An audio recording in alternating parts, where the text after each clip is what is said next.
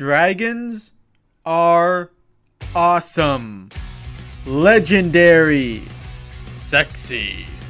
The appeal of giant monstrous lizards with wings and fire is so straightforward I shouldn't even have to bother describing it. But today I'm going to go into exhaustive detail over some of my favorite illustrations of dragons in manga. I mainly just want to nerd about how cool they are visually and aesthetically, and maybe talk about some illustrative techniques and artistry at hand. I'll also occasionally dive into the stories behind the dragons on these pages. These epic illustrations of these apex predators don't exist in isolation after all. The impact they can have is enhanced by the context and stories they exist in. I want to stress this video isn't a top 10. We're not going in any particular order, nor will there be a number tagged to each of our scaly subjects today. But you may consider the examples you've seen thus far as honorable mentions. I love each of them, but if they are not on the list, it's because I didn't have at least 2 paragraphs worth of stuff to say about them, without just evolving into dragons are cool bro, haha. Major spoilers for the following series ahead, and alright, here we go. In terms of pure awe-inspiring power, this first one might be my favorite. Hat Atelier is a comfy manga with beautiful artwork. It's got Harry Potter vibes up and down, with magic being utilized as a set of tools instead of weapons. For the first few story arcs, the obstacles were mostly physical barriers. So when the wizard girls fall into a labyrinth, I expected more of the same. But when Coco turns around only to see this behemoth staring her down, it sent shivers down my spine. This dragon was the first obstacle that represented immediate and violent danger to the cast. Its eyes and pose similar to that of a wildcat stalking its prey, its body absorbing the top half of the frame, the background turning into a hazy mist behind it. One of my favorite details is how its body is so big you can see one of its claws present in the foreground and another in the background. The bottom half of the spread makes effective use of negative space as well, the labyrinth's walls making for a clean reminder of how tiny and insignificant the girls are in front of this threat. Every time I see this page, I just want to stare at it for a whole minute. It's just so nice. Now, I tried to limit this to 1 dragon per series, but sadly I couldn't help myself with this one. Fairy tale. Why fairy tale? I'll tell you why fairy tale! Hiro Mashima seems to be obsessed with dragons. They invade all of his series. Even in Eden Zero, which is a space sci-fi, or more appropriately a science fantasy setting, Mashima-sensei seems determined to keep those lizards around. And nowhere is this more true than his longest and most successful work to date, Fairy Tail. I've used many of the dragons in that series throughout the video already. They are just so consistently cool. Heck, even in the ongoing Fairy Tail spin-off sequel, drawn by his assistant, Atsuo Ueda, already has 4 really cool dragons in it. For a spin-off not drawn by the main series author, 100 Years Quest easily exceeds expectations. I could probably make a top 10 list just for fairy tale dragons. But I want to focus on just 2 for now. Igneel, the surrogate father of the main character Natsu, and Acnologia, the big bad endgame boss of the story. Both of these characters are undeniably terrifying monsters, but some not so subtle differences in their designs highlight and contrast their roles and personalities.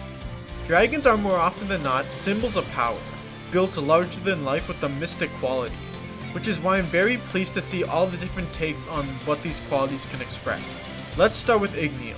He has the visage of an RPG Western dragon, but next to Acnologia, his design takes on more meaning. Notice how Igneel's scales are rounded and bumpy, true to actual lizard anatomy. So even though Igneel is a battle-ready dragon, his scales make him look fleshy and alive. Like if you gave him a big ol' hug, his scales and muscles would squish, even if only a little. He's also more emotive than the majority of dragon characters, and when drawn with a more relaxed expression, his bumpy scales can give the impression of wrinkles, like he's an old man. Igneel is a symbol of power. He's the king of the dragons, among the most powerful beings in the world. But he's also your big strong dad who'll encourage you when the going gets tough. He's someone to imitate and aspire to. He has scars to look more intimidating and to imply his past as a warrior and a fighter, but the fact that he has scars shows he's not invincible. He's very much alive in a way Acnologia isn't. In contrast, Acnologia looks cold and untouchable, most often drawn to show off his top side. His scales are sleek and so perfectly smooth that they come off as artificial. It's more like plated armor than something you'd see on a living lizard. His face is always drawn in a similar unflinching way, even after he starts speaking. Because of this, I'm not sure if these circles are his eyes or just a pattern on his face, similar to an orca. It either means Acnologia is so far gone that he's never visibly phased or shaken, whether he's taking attacks or raising hell, or like an orca, he's a predator with misleading patterns that can only resemble eyes. I'm not confident this orca resemblance was intentional, but I'm so sorry, I can't help but think about it. Acnologia's body is so clean, so sleek and ridden of flaws and wounds and scars. He doesn't come across as someone who's alive or who has feelings and soft spots. Acnologia's impression of power is that of a war machine, armed and ready to tear the world apart and feel no pain, anguish, or sympathy while he does so. I know that two characters being given contrasting yet similar designs is a very common approach in media, but I just love the way Mashima draws dragons and want to take some time to appreciate a couple of his. Mashima may be the man with the most dragons under his belt for now, but a challenger is coming for his throne. Kubo, the absolute legend behind Bleach, has started up a new limited series called Burn the Witch, about cute witch girls slaying dragons. The first set of chapters ending with a fight against Cinderella. Of our subjects, Cinderella is by far the most delicate looking. As its name would imply, it has beauty coatings all over. Long eyelashes, a tiara, and its long neck, beak, and feathers make it resemble a swan. Its prior forms being smaller and uglier may even be in reference to the ugly duckling fairy tale, or perhaps just an extrapolation of the rags to riches aspect of Cinderella, or perhaps a fusion of both. Fairy tales are overtly referenced in Burn the Witch, so it wouldn't surprise me if this was the case. Cinderella is even fought on top of a clock tower, and it doesn't get much more obvious than that. Come on. I love the tiny jags under its wings, and the one nail coming out of either of its wings. It's a small tinge of menace on what's an otherwise soft and majestic figure. It really sucks how public domain laws have changed to make it so almost nothing has entered it in the past century or so. But as a result, the Brothers Grimm fairy tales have become a big ol' marble stone. One where countless artists and authors can carve out familiar aspects into a vision of their own. After 3 minutes of research, I found no other depictions of Cinderella as a dragon, outside of a couple pieces of fan art. So it's nice to see this angle that hasn't been tackled yet, and by an experienced artist no less.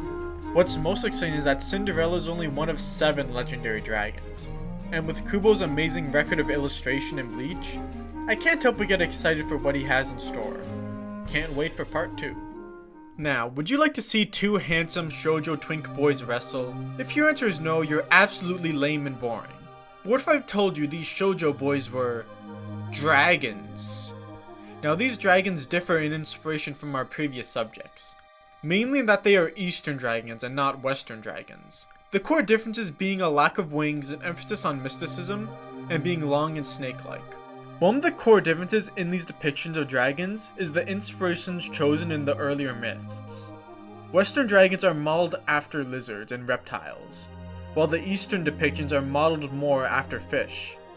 The dragon palace from Journey to the West was in the ocean's depths, or to use an example you're more likely to know, the fable of the koi fish climbing the waterfall to become a dragon. Now let's look at our boys, the black and white dragon from Mizuno Sumuhana, or Romance of Darkness if you're not a helpless weeb. We can see their scales aren't like the bumpy skin of reptiles, but more like layers or flakes, building in one direction.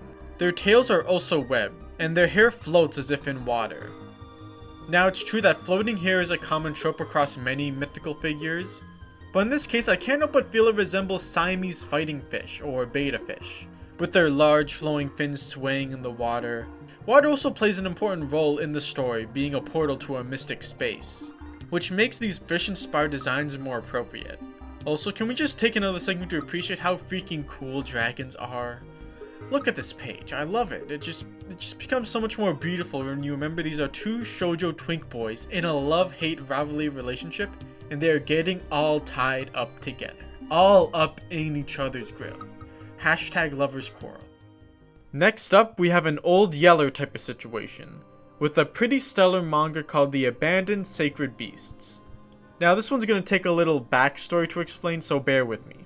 The premise of this manga concerns itself with an experimental group of soldiers, each modeled after a specific monster and thrown right onto the front lines of war. Thankfully, all of the beasts survive and get to go home after a hard-fought battle. But they aren't quite the same anymore. They have long lost the ability to turn human and are slowly losing their sanity and humanity.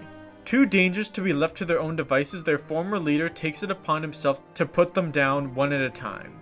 John William Bancroft was a simple family man, but he has fallen victim to the shapeshifter's curse. Now on a rampage with the former captain preoccupied, it falls to the secondary main character and daughter of the dragon, Nancy Schall Bancroft, to put him out of his misery.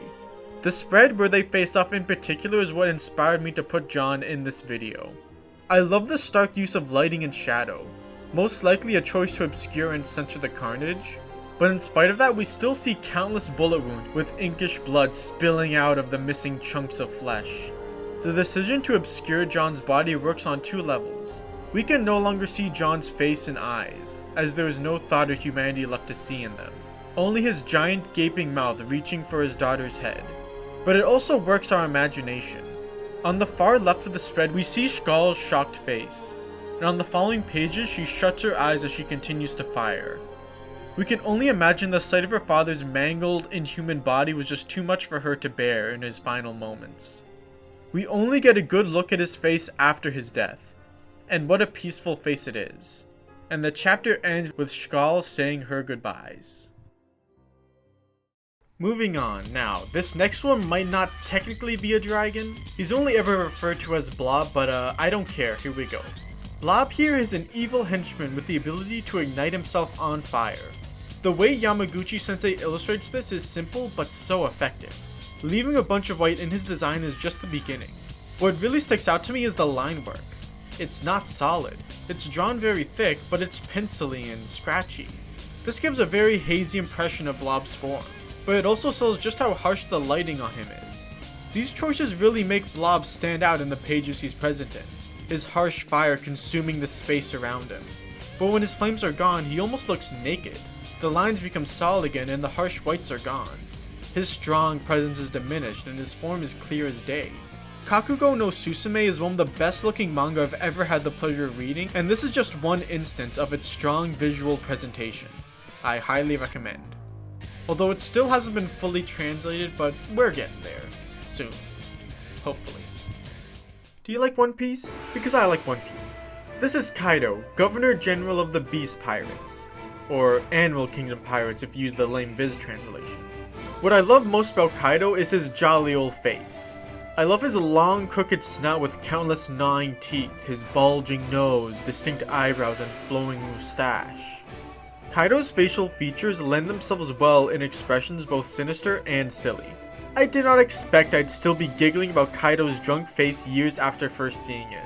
That's something I find in a lot of One Piece's designs, and I love a lot of them. The method Kaido uses to fly feels inspired as well. See, Kaido doesn't fly as much as he climbs.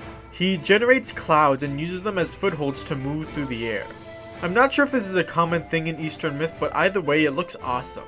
Whenever he flies in, he is literally bringing dark clouds above him and fiery ones under him. His sheer size and power literally changes the scenery wherever he enters. This makes him feel like a beast worth being the boss of an arc as large as Wano. If I had to pick my favorite page of him, I'd choose this one, where Kaido and the samurai are rushing towards each other ready for battle, with snow flying through the page and you can almost hear the music sound effects. So darn cool. A lot of these praises also apply to Momo, who's drawn more or less in Kaido's image. It's very amusing seeing another dragon who looks just as menacing as Kaido, but who's a poor 10-year-old almost too freaked out to move, making good use of those facial features. Little Momo is also pretty cool too, shout out to him I guess. Kaido's dragon form is cool beans. Sadly, his hybrid form is underwhelming and dare I say rather lame. It really isn't doing anything that his human form wasn't already. He was already huge, he already had horns, his tattoos already gave the impression of scales, he doesn't look all that different or bring a different feel. And that's disappointing seeing how this is supposedly his strongest form. And yes, I understand it looks much better in color and more distinct, but manga is a world of blacks and whites. Fat lot of good those blue scales do in the actual pages. I wish his dragon form was his strongest one, not only because it's the coolest, but because this is when Kaido's design most stands out, at least amongst the other antagonists. Sorry if I'm rambling, I just love One Piece and I gotta get my spicy hot One Piece takes out there, you know? At the beginning of this video, I said dragons are awesome, legendary, and sexy. But this lack pick is none of these things. They are adorable, fluffy, and small. Kana Kamui is perfect, simple as. Her heavy sleeves and scruffy tail are such adorable ways to translate dragon anatomy into her clothing. And the horns, god, the horns are perfect. Her full dragon form is a little less cute. It's basically a fluffier and softer version of Cinderella, and I can appreciate that. So yeah, that's it, yay, we hit 10 dragons, woohoo, we can put 10 in the video title now, hooray! I'm sorry if this feels anticlimactic, but in truth, this final spot was reserved for someone else. But the longer I wrote about him, the more it became a thematic analysis of his entire series. And seeing how that series is coming to an end soon, I think I'll wait on that one. This project was kind of fun, I might want to do something else like it in the future. Maybe with wolves or suits of armor or guns, there's a lot of easy topics to pick. So yeah, thanks for watching and see you next time. And like the video or something.